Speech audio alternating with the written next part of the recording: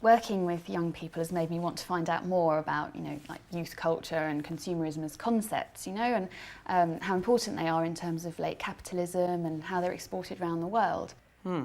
I see. You seem pretty certain of the idea of the teenager in the developing world and where your research is going to take you.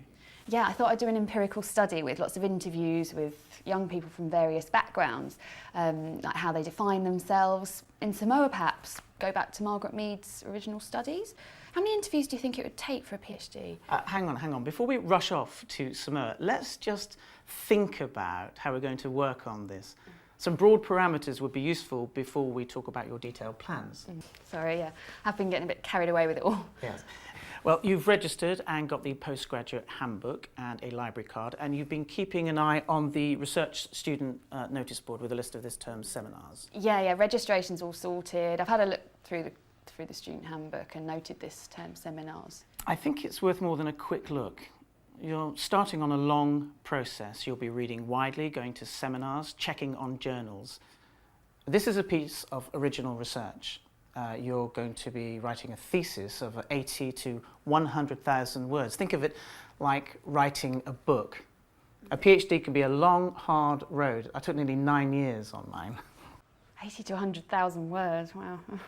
It's quite scary when you say it out loud, isn't it? I'll never be able to write that much. It's hard enough writing my master's dissertation, and that was only 20,000, and it took ages. It's manageable if you're really organised. But you have to remember that at times it'll feel like a long, lonely business.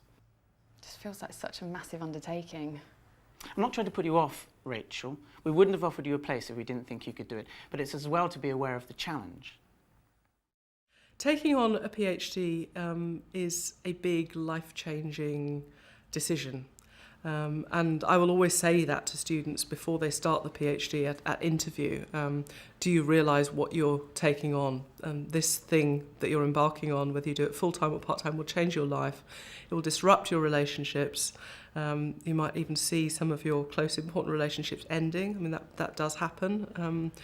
You will find your mental space taken over by it in different ways at different times, but you will have very little energy for other things at certain points in the PhD. You will become obsessive, you'll become boring to many of your old friends. You'll have your mental health severely taxed, but you'll also find, if it's the right thing for you, you'll find great joy and satisfaction in it and huge excitement. But it might well be a very lonely thing to do. And you'll find yourself becoming the expert on your very narrow field of study.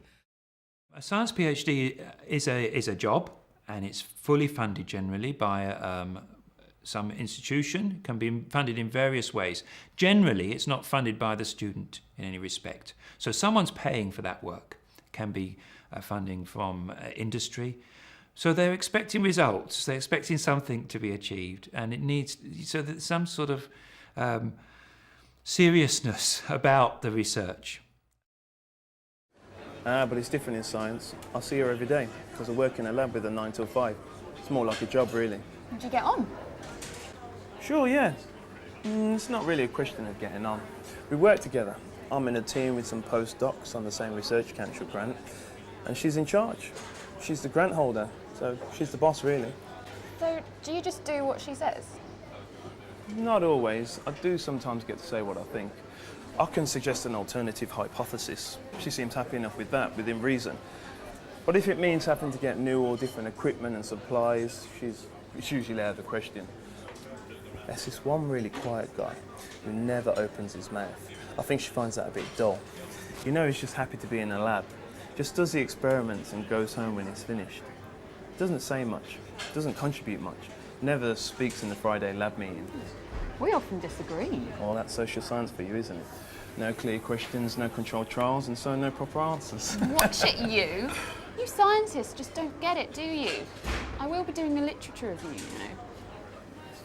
In a proper subject, your supervisor defines a research question in advance, and there are strict rules of procedure that you have to follow. A defined methodology, detailed notes of your observations, statistical test of your results. Oh, sounds so stimulating. Another coffee, Einstein? Why, thank you. And relatively sharpish, if you don't mind. Oh, ha ha.